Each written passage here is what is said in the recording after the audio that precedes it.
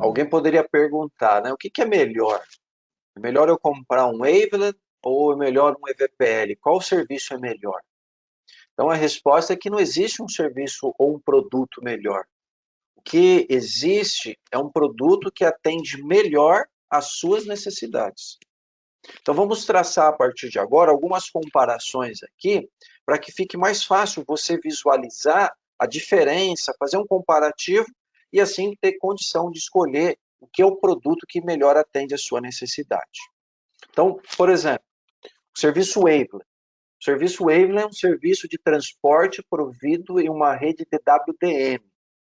Então, uma característica do serviço Wavelet é que ele possui uma rota pré-definida. Ou seja, você tem um circuito ponto a ponto que será configurado numa rota específica. Não vai haver comutação, roteamento. Até porque o serviço Wavelet é um serviço flat, ele não é um serviço protegido.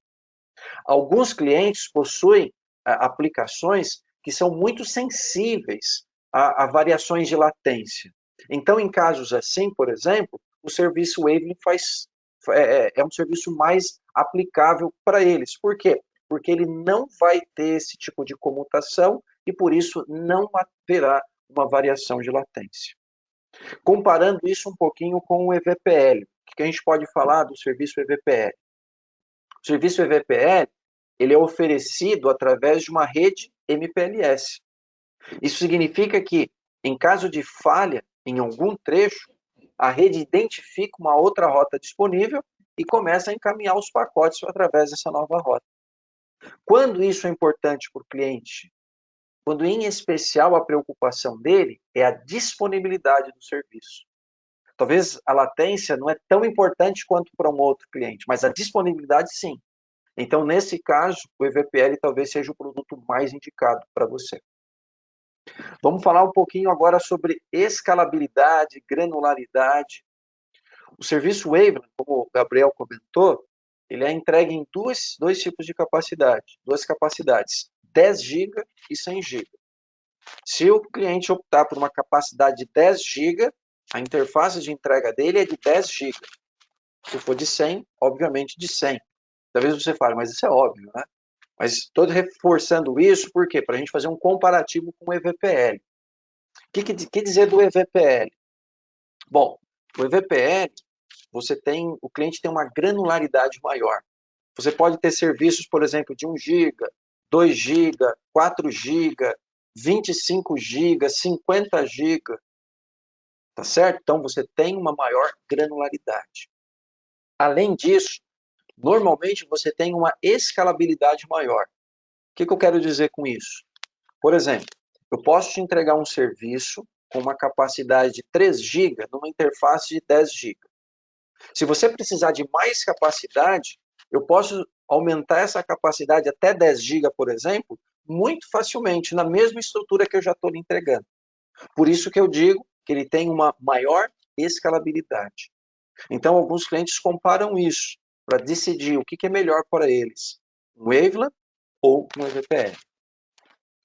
Um outro ponto que é levado em consideração na escolha desse serviço de transporte, a banda. Tá? O serviço Wavelet tem uma banda fixa, certo? Você pode contratar 10 GB, você vai ter limitado a 10 GB. Você vai contratar 100 GB, você vai estar limitado a 100 GB. O que dizer do EVPL? O EVPL ele tem uma banda dinâmica, ou seja, você pode contratar uma capacidade garantida e ter à sua disposição uma capacidade adicional para ser usada quando você tiver a necessidade. É o que nós chamamos aqui de burstable. Vou dar um exemplo para ficar bem claro. Você poderia contratar um circuito 15 GB, burstable 20 GB. Isso significa que a sua banda contratada é 15 GB, mas, né, e você vai pagar pelos 15 GB, mas você tem uma capacidade adicional de 5 GB para você usar em caso de necessidade. Essa também é uma questão que alguns clientes levam em consideração para escolher um ou outro produto. Outro ponto, vamos falar de latência. Como se trata de um serviço Layer 1, o Waveland é a melhor opção, ele é a menor latência entre dois pontos. O que isso quer dizer, então? Que o EVPL ele tem uma latência ruim? Não. Quando nós partimos para uma solução EVPL, existe sim um incremento de latência. Por quê? Porque a rede MPLS, onde nós configuramos o EVPL, utiliza a rede DWDM como transporte. Então, quando utilizamos um serviço EVPL, estamos falando de processamento nos equipamentos de Layer 2, que estão acima da camada de DWDM. Então, obviamente, isso adiciona uma latência ao serviço. Mas é claro, não estamos falando de uma latência enorme.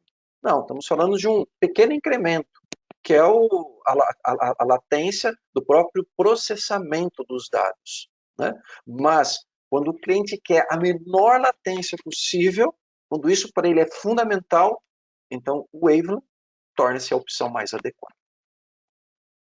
Uma outra coisa que diferencia os serviços é a arquitetura deles.